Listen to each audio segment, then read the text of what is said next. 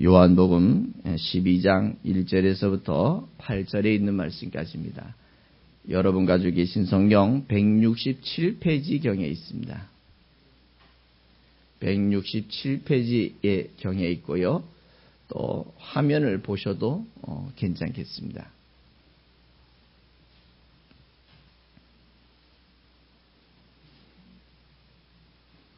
유월절 엿새 전에 예수께서 베다니에 이르시니 이곳은 예수께서 죽은 자 가운데서 살리신 나사로에 있는 곳이라. 거기서 예수를 위하여 잔치할세 마르다는 이를 보고 나사로는 예수와 함께 앉은 자 중에 있더라.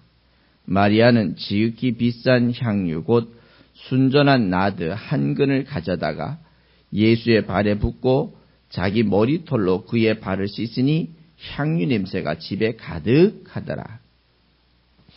제자 중 하나로서 예수를 잡아줄 가룟 유다가 말하되 이 향유를 어찌하여 300데나리온에 팔아 가난한 자들에게 주지 아니하였느냐 하니 이렇게 말하면 가난한 자들을 생각함이 아니요 저는 도적이라 돈괴를 막고 거기 넣는 것을 훔쳐감이러라. 예수께서 가라사대 저를 가만히 두어 나의 장사할 날을 위하여 일을 두게 하라. 가난한 자들은 항상 너희와 함께 있거니와 나는 항상 있지 아니하리라 하시니라. 아멘. 오늘 이 본문의 사건은 6월절 엿새 전의 사건이다. 이렇게 이야기를 하고 있습니다. 그렇다면 이게 무슨 의미냐면 이제 예수님께서 십자가를 지시기 얼마 전의 사건이다. 이렇게 이해하시면 좋을 것 같습니다. 왜 이 십자가 사건 얼마 전에 이런 사건이 있어야 되는가라는 것들을 여러분이 잘 이해해 보신다면 이 향유 부은 사건이 어떤 사건인지를 이해하기 쉽다는 거예요. 왜냐하면 이 당시에 이 사람들에게 이 향유 부은 사건은 이해가 될까요? 어렵습니다. 이 당사자들에게는 이 사건이 참 어려운 사건입니다. 왜냐하면 이 사람들은 요 다음 사건을 모르고 있기 때문에 성경을 이해하거나 예수를 이해하거나 예수가 말씀하시려고 하는 생각을 이해하기가 어렵다는 겁니다. 그런데 여러분과 나는 참 좋은 기회입니다. 왜냐하면 이미 이 다음 사건이 어떻게 될 건지 다 알고 있다는 거예요. 요 다음 장면이 어떤 장면이 나올지를 우리는 알고 있다는 거예요. 그러니까 여러분과 나는 성경을 이해하는데 굉장히 좋은 위치에 있고요. 우리는 결과를 다 알고 있기 때문에 이 과정에서 어떻게 행동해야 되는지, 어떤 선택을 해야 되는지 이런 것들을 알게 된다는 겁니다. 그래서 성경이 쉬울 수 있다는 거예요. 그러나 안타깝게도 우리는 이 본문을 보면서 왜 이렇게 어렵게 이해할까요? 우리는 이 성경을 읽으면서 지금 그 시대의 당사자로 우리가 들어가고 있다는 거예요. 우리는 이미 다 끝난 연속곡을 보고 있는데도 불구하고 안타깝게도 우리는 지금 이 성경을 읽을 때는 그 당사자로 내가 들어가서 이 사건이 나한테 그대로 지금 현재 적용되는 것처럼 이해하고 있다는 겁니다. 그래서 우리는 성경을 예수의 그 마음, 이 사건을 통해서 무엇을 하시려고 할까? 이 말씀을 하실 때 무슨 의미가 있을 것인가? 이런 것들을 놓친다는 거예요. 여러분과 나는 정말 좋은 시절에 예수를 믿는 겁니다. 어느 시절이냐면 이미 다 연속극이 끝나고 재방송을 보는 심정으로. 재방송을 보는 겁니다. 오늘 재방송을 저는 다시 해석을 해드리는 거예요. 그렇게 여러분이 보신다면 이 사건을 이해하는 데도 굉장히 쉽고요. 이런 의미구나. 이런 것들을 여러분 찾아갈 수가 있다는 거예요. 지난번에 한 분이 전화가 왔어요. 목사님, 제가 이제 드디어 설교를 하기 시작했습니다. 그래서 목사님한테 와서 설교를 어떻게 하면 잘할까 좀 배우러 가려고 그러는데 한 수 가르쳐 주실 수 있겠습니까? 그분은 무슨 의도일까요? 설교를 좀 잘하고 싶은 거예요. 그래서 제가 한마디로 그런 얘기를 했습니다. 설교라는 걸 통해서 누구를 소개할 거냐? 설교라고 하는 정의가 뭐냐라고 이렇게 물어봤습니다. 물어보면 질문이 어려운 질문을 하면은요, 상대가 지레 겁먹고 아는 것도 대답을 안 합니다. 그런데 쉬운 질문을 해야 상대도 신이 나서 대답을 하게 돼 있거든요. 한마디로 설교라고 하는 것은 예수가 어떤 분인지, 예수를 어떻게 알아야 되는지, 예수의 생각은 어떤 생각인지, 이런 것들을 분석하고 이해하게 도와주는 게 설교입니다. 사람이 어떻게 살아갈까? 사람이 살아가는 기술이나 환경을 설명하려고 하는 게 설교가 아니라 우리가 누구를 믿어야 되고 그 누구와 함께 살아야 될 것인가를 가르쳐주는 게 설교입니다. 설교의 방향이 틀려 있다는 거예요. 사람들은 자꾸 삶으로서의 설교를 가르치려고 하지만 그러나 설교의 핵심은 성경에 이미 제시되어져 있는 예수를 어떻게 이해할 거냐? 성경에 제시되어져 있는 그 예수를 어떻게 우리는 믿을 거냐? 어떻게 가르칠 거냐가 설교의 가장 중심이고 가장 키워드다라고 이렇게 얘기했어요. 그랬더니 이분이 이 한마디에 자신이 있는 거예요. 뭐가 자신이 있어요? 내가 깨닫고 내가 알고 있는 예수를 전하면 되는 거예요. 이미 성경에 제시되어져 있는 이 완료된 사건, 이미 재방송을 보는 이 사건을 조금 더 쉽게 상대가 이해할 수 있도록 예수를 가르치면 설교로 보면 최고한 설교요, 최선을 다한 설교고 이런 설교가 좋은 설교라 이렇게 얘기를 했더니 그 한마디에 이분이 화색이 도는 거예요. 아, 그래요, 목사님. 제가 이제 할 일이 생겼네요. 그렇습니다. 세상 정치 얘기를 하려고 설교하는 거 아닙니다. 야당이 어떤지 여당이 어떤지 이런 얘기하는 게 설교가 아니잖아요. 설교란 예수를 어떻게 가르칠 거냐? 그러면 여러분 설교를 들으실 때는 어떻게 들으셔야 될까요? 오늘 이 설교를 통해서 예수가 어떤 분인지를 배워갈 수 있다면 여러분은 설교를 잘 들으신 거고 여러분의 마음에 뭔가 감동이 있어야 감동이 있는 것이 아니라 예수가 이해되어졌다면 오늘 이 설교를 이 예배를 성공한 설교요 성공한 예배가 된다는 사실을 기억하시기 바랍니다. 그래서 오늘 이 본문의 사건은 이미 다 끝난 사건이에요. 향유를 부은 사건이고요. 향유를 부었더니 한 사람이 와서 태클을 겁니다. 아니 이렇게 비싼 향유를 갖다가 이게 왜 비싼 줄 아세요? 오늘 여기에 보면 나드 한 근이라고 이야기합니다. 나드라는 게 뭐냐면 이게 인도산이라는 의미입니다. 이게 향유가 이 이스라엘에서는 그렇게 많이 나지 않습니다. 그러니까 이게 향유는 보통 어디서 사오냐면 인도나 저 먼 나라에서 사옵니다. 그리고 그 양이 조금 아주 작습니다. 근데 그 작은 게 얼마냐? 요즘 시세로 보면 오늘 본문에 보면 300데나리온이라 그러는데 이 한 데나리온이 요즘 보면 노동자가 하루 일하는 삭시입니다. 요즘 시세로 본다면 요즘 보통 나가서 일하시면 하루에 일당이 한 5만 원 안 될까요? 5만 원짜리가 없습니까? 아, 그럼 한 7만 원 정도 된다고 보면 7만 원도 안 됩니까? 아, 조금 더 올립시다. 그러면 10만 원이라고 합시다. 그러면 10만 원이라고 하면 300데나리온이면 3천만 원어치입니다.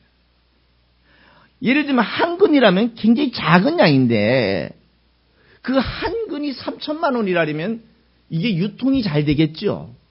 예를 들면 사람들이 그걸 사가지고 다른 사람에게 팔면 3,500만 원도 팔 수 있기 때문에 이게 유통이 잘 됩니다. 부피가 커다란 것을 팔아서 1,000원을 남기느니 부피가 작은 것을 사가지고 10,000원을 남길 수 있다면 사람들은 그거를 유통하지 않겠어요? 그래서 오늘 본문에 보면 이 마리아가 예수의 발에다 부은 이 향유의 양이 얼마냐면 300데나리온. 요즘 노동자 임금으로 생각한다면 한 3,000만 원 정도 된다고 보시면 돼요. 3,000만 원 정도. 이 대단한 양입니다. 그런데 양은 작습니다. 그런데 이것이 만약에 여기 안에 조금만 뿌려졌다면 이 안이 향이 진동을 합니다. 몇 방울만 뿌려도요, 향이 굉장히 좋습니다. 근데 그걸 갖다 부었다? 대단한 양이죠. 아마 그 동네 사람들도 이 향 냄새 때문에, 이 향기 때문에, 야, 무슨 일이 있는 거야? 이게 무슨 향이야? 이렇게 많은 향이 어디서 흘러나오는 거야? 만약에 옆에 사람들이 이 상황을 못 보고 이 향유의 냄새를 맡았다면 무슨 생각을 하는 줄 아십니까? 저 집에 무슨 누가 돌아가셨나? 이렇게 생각하는 거예요. 이 향기가 좋은 의미의 향기가 아니라 보통 이스라엘 사람들은 장사를 하고 사람이 죽고 나면 보통 이렇게 세마포에 둘둘둘 맙니다. 요즘 뭐 여러분 수의 입히듯이 하는 게 아니라 세마포에 둘둘둘 말아가지고 그러고 난 다음에 그가 해지기 전에 빨리 그날 갖다가 무덤에 넣습니다. 왜냐하면 그 당시만 하더라도 뭐 냉동이 있겠어요. 보관을 하는 시설이 있겠어요. 빨리 쉽게 부패하기 때문에 빨리 갖다 넣습니다. 넣기 전에 이 시신에다가 향유를 뿌립니다. 그리고 그 무덤에 넣어놓고 난 다음에 향유를 뿌리고, 그리고 무덤에 넣어놓는데 이게 뭐냐, 보통 어떤 거냐면 여러분 잘 아셔야 되는 게, 우리는 그냥 땅으로 묻어버리지만 그 나라에는 굴을 파가지고 거기다가 넣습니다. 그러니까 거기 굴의 문을 닫아 놓습니다. 그 안에서 냄새가 날까요, 안 날까요? 나죠. 그것을 중화하게 하기 위해서, 그 냄새가 퍼지는 것들을 조금 더 희석시키기 위해서 이 향유를 썼어요. 향유가 뿌려졌다? 이거는 두 가지 가운데 하나입니다. 어떤 거냐면 그 집에 향유를 보관했는데 애들이 이걸 가지고 장난하다가 깨트려서 향유 냄새가 나는 경우가 있겠죠. 이러면 이제는 애들은 그냥 바로 매로 대신해야 되지 않겠어요? 맞아야 되는 거예요. 그렇지 않은 경우는 사람이 죽었을 때에 향유가 나는 걸 보면 야, 누가 죽었구나. 우리 옛날에 보면 어때요? 누가 돌아가시면 흰 깃발을 그냥 장대에다 매가지고 깃발을 쫙 올립니다. 그러면 사방팔방에서도 저 집에 흰 깃발을 저 누가 돌아가셨네. 이렇게 아는 것처럼 이 향유의 역할이 그런 역할이었었어요. 그런데 오늘 이 나드, 인도산 향유, 요즘 시세로 3,000만 원짜리 시세를 갖다가 누구한테 희생을 했어요? 오늘 예수의 발에다 부었습니다. 발에다가. 오늘 이 사건은요, 마태도 얘기하고 있고 마가도 얘기하고 있습니다. 그러니까 오늘 본문에 보면 누가도 얘기하고 있지만 마태와 마가가 이걸 동시에 얘기한다는 것 자체는 아마도 굉장히 중요한 사건 가운데 하나였습니다. 오늘 이 사건이 있고 나니까 보세요. 이 사건을 실시하고 이 사건의 주인공이 누구였냐면 마리아였습니다. 마리아가 어떻게 이 귀한 향유를 갖다가 오늘 이 예수의 발에다 부을 수 있을까요? 오늘 어떻게 이렇게 자기를 희생할 수 있었을까요? 오늘 그 사건은 나사로 까닭이었다는 걸 볼 수 있어요. 오늘 본문에 보면 누구와 누가 있어요? 나사로와 마르다와 마리아의 집에서라는 표현입니다. 이 나사로의 사건은 이미 여러분 11장에 보면 수없이 많이 다뤘던 죽었다가 예수님이 살려주신 사건의 가정이었어요. 오늘 이 마리아의 입장에서 보면 엄청난 혜택을 입은 사람입니다. 엄청난 은혜를 입은 사람이에요.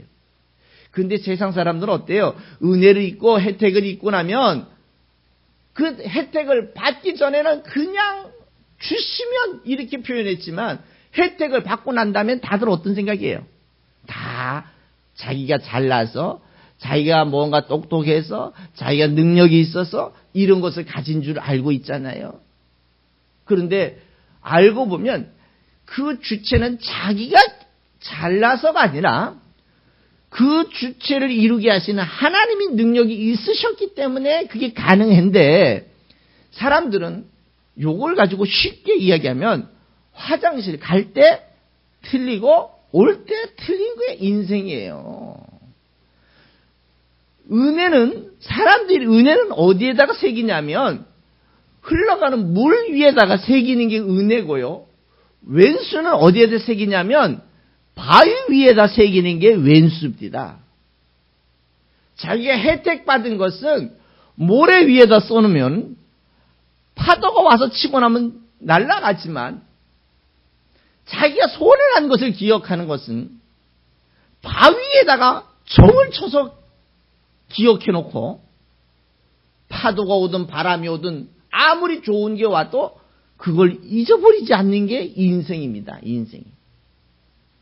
그래서 많은 철학자들은 이야기하기를 뭐라고 얘기하냐면, 원수는 물 위에 새기고 은혜는 도리어 바위 위에 새겨서 그 사람이 나에게 베풀어준 은혜를 잊어버리지 않는 것이 인간의 도리라고 이렇게 얘기를 했습니다. 얼마나 사람이 완악하면 이 철학자가 그렇게까지 얘기를 해서 사람들로 하여금 잊어버리지 말라고 했을까요? 사람은 그 정도로 자꾸 잊어버립니다. 그런데 오늘 마리아 보세요. 대단한 사람이에요. 자기가 분명히 채 몇 개월 전의 사건입니다. 오빠가 살았던 사건은 채 몇 개월 전의 사건이기 때문에 잊어먹을 수 없는 사건이에요. 감사해도 감사를 어떻게 감사할 수 없는 사건이었어요. 그렇다고 예수에게 헌금을 수없이 많이 한다 그래가지고 예수가 또 그것을 귀하게 받을 것이냐? 또 그런 위치도 아니었어요. 오직 이 여인이 할 수 있는 일들은 자기가 평생에 수고하고 애써서 모아놓은 이 향유 한 나드, 인도산 향유 이 한 근, 자기의 전 재산이었을 거예요. 시집 갈 때 아마 요걸 팔아가지고 이렇게 시집도 하고 미천도 사고 요즘 같으면 냉장고도 사고 이렇게 사가지고 가야 될 그런 혼수미천이었던 이 귀한 일들. 그런데 그걸 누구한테 오늘 헌신합니까? 예수의 발에다가 부어버렸어요. 예수의 발에다가. 우리는 참 이 여인의 이 모습을 보면요, 이 여인의 생각이 은혜를 바위 위에다 새기는 여인의 모습이라는 거예요. 그 사랑을 바위 위에다 새겨서 잊어버리지 않겠다라고 하는 그 절실한 마음이 오늘 이 마리아의 마음이었어요. 대단한 겁니다. 여러분과 나도 정말 이 여인의 이 모습을 보면서 하나님이 여러분에게 베푸신 은혜가 있을 거예요. 하나님이 나를 통해서 이루실 하나님의 놀라운 역사도 있을 겁니다. 너무 감사하죠. 정말 우리 연약한 우리 같은 사람들을 하나님을 알게 하시고요, 하나님을 믿게 하시고요, 또 하나님을 전할 수 있는 기회를 주신 것, 우리는 감동해야 되고 감사해야 되고, 우리는 이것에 대해서 입이 만 개라도 다 갚을 수 없는 은혜라는 사실을 여러분 기억하시기 바랍니다. 우리의 헌신, 목사님 너무 수고하셨어요. 저는 주님으로부터 받은 거 비교하면 제가 할 것은 너무 작은 거예요. 주님이 나에게 깨닫게 하시고 주님이 나를 여기까지 이끌으신 것에 비교하면 내가 할 수 있는 일들은 너무너무 작은 거예요. 그래서 늘 얘기하는 게 해도 다 갚을 수 없는 은혜라는 사실을 여러분들도 기억하시면서 여러분이 영생 얻는 것이 우리가 잘나서 영생 얻는 것이 아니라 예수께서 희생해서 여러분에게 주신 선물이란 사실, 여러분들 기억하시면서 이 마리아의 이 헌신처럼 우리가 할 수 있는 대로 최선을 다해서 최고의 노력을 통해서 우리 그분께 감사하며 우리의 인생을 주께 돌려드리는 하나님의 사람들 되시기 부탁드리겠습니다. 이 희생이 있기 때문에 이 한우리 교회도 있는 거예요. 여러분이 희생했고 여러분이 수고하고 여러분이 앞으로 희생해 갈 그러한 공동체이기 때문에 이 교회를 통해서 더 많은 사람들이 예수를 알게 될 거고요. 이 교회를 통해서 더 많은 교회들이 예수를 바르게 전하게 될 거고요. 이 교회를 통해서 하나님의 역사가 세계 곳곳마다 오직 예수 중심으로 가는 거룩한 교회가 될 수 있는 줄, 그 일에 여러분과 내가 하나의 밀알이 되고 있고 하나의 옥수수 알이 되고 있다는 사실을 여러분 기억하시기 바랍니다. 그 일을 하고 있다는 거예요. 그런데 생각해 보세요. 이렇게 좋은 일을 하고 있는데 한편은 이 좋은 일에 긍정이 있을까요? 부정이 있을까요? 항상 부정이 있습니다. 열심히 하나님 일을 하려고 하는 사람들에게는 항상 태클 거는 사람이 있어. 야, 집사님 뭘 그렇게 열심히 해. 남들도 안 하는데. 왜? 이 집사가 열심히 하면 내가 뒤처지는 게 나타나잖아요. 그 열심히 하는 사람 보면 어떻게 해야 돼요? 박수 쳐줘야지. 열심히 해. 내가 못하니까 너라도 먼저 해. 잘해봐. 그래, 잘할 수 있어. 잘했어. 수고했어. 이렇게 얘기해야 되는데 사람들은 그렇지 않아요. 열심히 하는 사람 잡아 당깁니다. 왜? 내가 못하니까. 네가 너무 열심히 하면 네가 너무 튀니까 내가 그만큼 뒤처지잖아요. 그러니까 그 사람 못하게 하는 거야. 그 사람 못하게 하면 할수록 결국 누구의 역사가 망가지는 거예요? 하나님의 역사가 망가지는데 그거는 둘째 문제고 내 얼굴 그리지만 않으면 되는 거야. 그러니까 어떻게 합니까? 적극적으로 말려요. 태클을 겁니다. 못하게 합니다. 야, 그렇게 하면 별 5만 가지 얘기를 다 합니다. 항상 이렇게 사람의 성향을 보면요. 한번 이렇게 여러분이 이제 데이터를 한번 뽑아보면 좋을 것 같아요. 내 성향이 어떤 성향인지를 한번 여러분 기질적인 걸 한번 찾아보시면 좋을 것 같아요. 내가 성향이 리더로 앞에서 항상 리더하는 역할을 할 수 있는 그런 기질이 있는지, 아니면 누군가가 리더를 하는데 내가 이렇게 도와주는 그러한 브레인 역할을 하는 사람의 기질이 있는지, 아니면 그냥 나는 누군가 따라가주는 그런 기질이 있는지. 그런데 누가 따라가는 기질이 있는 이 사람은 리더를 시켜놓으면 큰일 납니다. 왜? 오합지졸이 되는 거예요. 자기도 안 가고 남도 못 가게 하는 거야. 그런데 우리가 기질적으로 여러분들 그런 성향이 있습니다. 늘 반대하는 기질이 있습니다. 뭔가 누군가가 좋은 일이든 나쁜 일이든 일단은 반대해놓고부터 시작하는 사람이 있어요. 반대해놓고부터 시작하는 사람이 있어요. 반대해놓고부터 시작하는 사람. 나중에 가가지고 찬성을 하려고 하니까 조금 멀끄럽지만 그래도 이제 찬성을 하고 따라오는 사람이 있죠. 한편 또 어떤 사람이 있냐면 일단은 찬성해놓고부터 일을 저지르고부터 보는 사람들이 있어요. 둘 다 장점이 있고 단점이 있습니다. 어느 게 옳다 그러다고 얘기하지 않겠지만, 그러나 여러분 하나만 우리 놓치지 마십시다. 따라합시다. 복음을 위해서는 찬성합시다. 복음을 위해서는 찬성을 하자는 얘기죠. 예수를 위해서는 찬성을 하자는 얘기예요. 내 생각은 틀릴 수 있을지 몰라도, 내 생각과 다를 수 있을지 몰라도 예수를 위해서는, 하나님의 일을 위해서는, 교회를 위해서는, 복음을 위해서는 우리 일단 찬성하고 우리가 희생할 각오를 하고 달려가 주는 게 정말 중요한 겁니다. 오늘 이 본문에 보면 누가 반대합니까? 가롯 사람 유대가 반대. 여러분 너무나 잘 알고 가롯 사람 유대, 쉽게 얘기하면 예수를 판 사람, 그 사람 아닙니까? 그런데 오늘 이 사람이 뭐라고 이야기합니까? 선생님, 저 3천만 원이나 되는 돈을 그냥 가난한 자들에게 줘버리지. 뭐 땜새 그냥 이 거룩한 돈을 갖다가 이 땅에다가, 이 발에다가 허비합니까? 이 사람의 반대가 그런 사건이잖아요. 그 사람의 반대가 무슨 사건이에요? 뭘 하려고 하는 겁니까? 반대를 위한 반대였어요. 오늘 예수님은 이 사건이 어떤 의미인지를 잘 이해하셔야 합니다. 여러분 성경을 보면 성경에 여러 가지 사건이 나오거든요. 대표적인 사건 가운데 여러분 이제 나중에 우리가 공부를 할 텐데 요한복음 13장에 보면 예수님께서 제자들의 뭐를 시키셨어요? 발을 씻기신 사건이 있어요. 발을 씻기신 사건. 그 발을 씻겼더니 어떤 사람들이 이렇게 얘기합니다. 예수님이 얼마나 겸손하셨으면 제자들의 발을 씻겼을까? 이렇게 얘기를 했습니다. 이렇게 가르쳤습니다.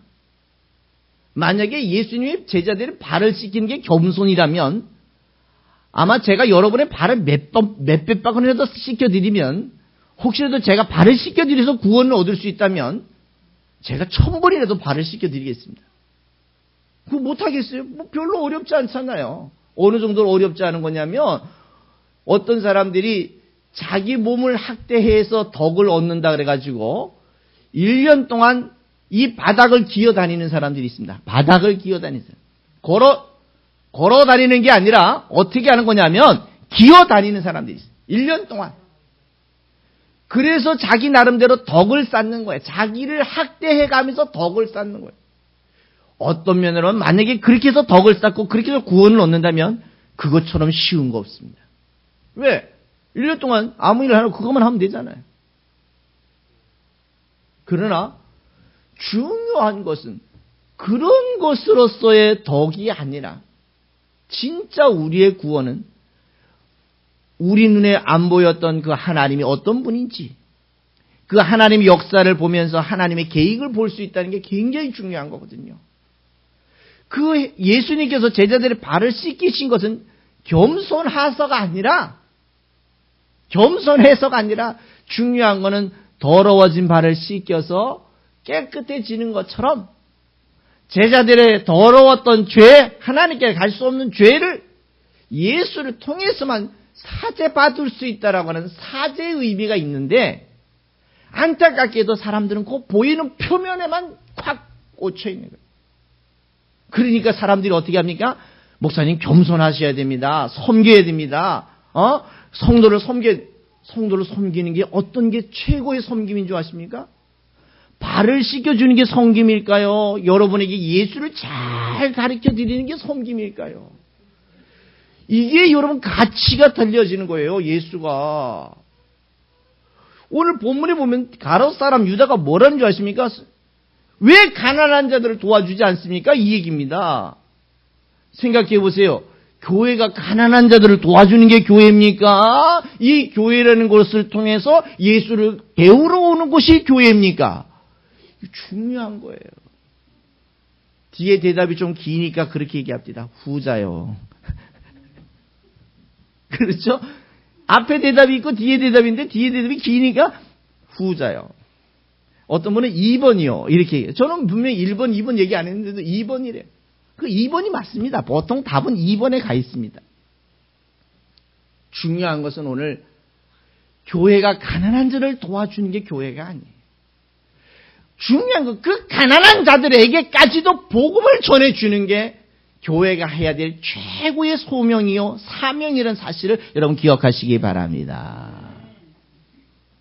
예수를 가르쳐주는 게 이게 사명이고 교회의 본질입니다. 우리 가끔 가다가 노숙인들이 오시잖아요. 와가지고 돈을 달라고 이야기합니다. 근데 이 사람이 벌써 얼큰하게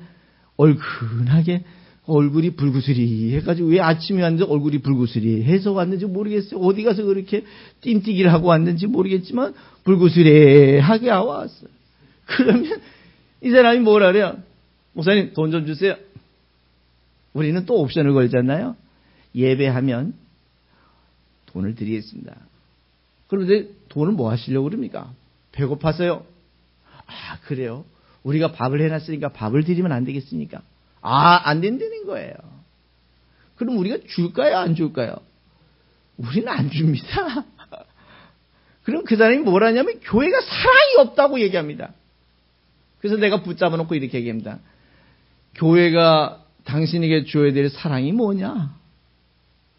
진짜 내가 사랑을 주고 싶은데 당신이 받고 싶으냐 그랬습니다. 받고 싶대요. 그럼 앉아봐라. 내가 예수에 대해서 얘기해 줄게. 얼른 도망갑니다. 밥이 먹고 싶다는 사람 옆에 가서 김밥을 사서 싸서 줍니다. 먹으라고. 그러면 진짜 밥이 필요한 걸까요? 저기 가다 보면 김밥이 저기 쓰레기통에 들어가 있는 거예요. 열받은 거지. 그리고 이 교회가 무슨 사랑이 없냐고. 교회가 뭐 하는 게 사랑이냐고. 뭘 가르쳐 주는 게 사랑이냐고. 당신이 교회 가서 뭘 가져가야 되는 게 사랑이냐고. 정의를 내려줬습니다. 교회는 여러분이 예수에 대해서 배워간다면 그 교회는 최고한 교회인 줄 기억하시기 바랍니다. 큰 교회가 아니라 아무리 모양이 크고 사람이 많이 모여도 거기에 예수가 전해지지 않는다면 그거는 정상적인 교회가 아닐 거예요. 정상적인 교회라면 모양도 크고 사람도 많고 예수가 바르게 전해진다면 그것도 좋은 교회고, 비록 지하지만 우리 몇 명 모이지 않았지만 이곳에서 예수를 배울 수 있다면 여러분은 진짜 좋은 교회, 좋은 설교를 들었던 하나님의 사람들인 줄 기억하시기 바랍니다. 사이즈가 크다고 모든 게 용서되는 세상입니다. 교회만 크면, 사람만 많이 모이면 진리가 아닌 비진리가 진리가 되는 세상이 요즘 세상입니다. 오늘 이 가룟 유다와 같은 사람들 우리 정말 많습니다. 교회 일을 하다가 보면, 교회를 운영하고 교회를 유지하다가 보면 그런 일이 많습니다. 이제 우리는 복음을 위해서는 우리 찬송을 하고요.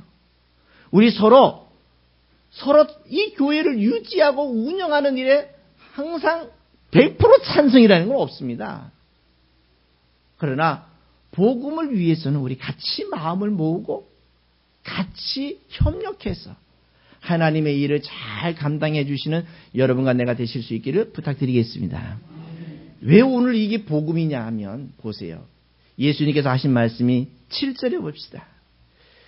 저를 가만히 두어 나의 장사할 날을 위하여 일을 두게 하라. 이렇게 얘기합니다. 가난한 자들은 항상 너희와 함께 있거니와 나는 항상 있지 아니하리라. 이렇게 얘기하셨습니다. 요걸 다시 조금만 더 넘어가 보면 마태복음 26장 13절에 이렇게 얘기합니다. 복음이 전달되는 곳에 이 여인이 했던 일들을 기념하고 기억하게 하라고 이렇게 얘기를 했어요. 이게 무슨 의미입니까? 많은 사람들이 예수를 쫓아올 때는 예수를 통해서 한몫하고 한자리 하려고 쫓아왔어요. 예수를 통해서 뭔가 부귀와 영화를 얻으려고 예수를 쫓아왔어요. 그래서 그렇게 쫓아오는데 오늘 이 마리아만큼은 오늘 어떻게 예수를 쫓아갑니까? 예수의 장사를 예비해주는 향유를 뿌리는 사건입니다. 이게 제자들의 가치와 마리아의 가치가 틀려버린 거였어요. 제자들의 가치는 높은 자리 부귀와 영화를 얻기 위해서 예수 믿었지만 오늘 마리아는 예수가 죽는 것에 예비된 행위를 했다는 거예요. 예비된 행위. 제자들이 추구하는 것과 이 마리아의 추구하는 것이 차이가 있었다는 거예요. 오늘 예수님은 뭐라고 말씀하시냐면, 예수가 전해지는 곳에 이 여인이 예수의 장사, 죽음을 준비해 놓았던 이 사건을 기억하게 하라. 기억하게 하라. 향유를 부은 게 문제가 아니었어요. 향유를 부은 의미가 중요했어요. 의미가. 예수는 오늘 당신의 죽으실 것을 이렇게 준비시켜 놓았고 당신의 죽으실 것이 두렵거나 떨리지 않았습니다. 왜? 이 죽음 이후에 우리의 부활이라고 하는 엄청난 비밀이 숨겨져 있기 때문에 만약에 이 시대에 여러분 예수님께서 이렇게 향유를 부을 수 있는 사건이 된다면 우리는 과감하게 향유를 부어드려서 예수님 다시 봅시다. 왜? 뭐 할 거니까? 부활할 거니까. 부활할 거니까. 제자들처럼 먹고 마시고 사는 것을 쫓아다니기 위해서 예수를 쫓아오는 그런 어리석은 믿음이 아니라 예수를 위해서 자기 것을 희생하고 예수가 주신 이 부활이라는 엄청난 의미를 기억하면서 우리의 남은 삶을 예수를 위해서 예수와 함께 예수 안에서 살아가시는 하나님의 사람들 되어주시기를 부탁드리겠습니다. 그게 우리의 신앙이에요. 오늘 예수님이 발에다가 향유를 부은 사건의 본질적 의미가 여기에 있다는 거예요. 이제는 우리가 그 향유 부은 그 은혜를 생각하면서 우리에게 주어진 은혜, 우리에게 주어진 이 하나님의 사랑을 우리가 잊어버리지 말고 우리도 이 시대에 향유 부으러 갑시다. 주를 위해서 죽으러 갑시다. 예수를 위해서 살러 가자고요. 예수 안에서 승리하러 가시 하나님의 거룩한 사람들이 되어주시기를 주님의 이름으로 부탁드리겠습니다. 그래서 여러분 복음이 전달되는 곳에 하늘의 교회가 이렇게 복음을 위해서 달려왔다는 흔적들이 저들로 하여금 기억되고 기념되는, 그래서 1000년 후에도 이 하늘의 교회가 남아서 복음답게 전하는 교회가 되기 위해서 우리 같이 마음을 모으고 같이 기도하고 같이 준비하는 하나님의 사람들 되시기를 부탁드리겠습니다.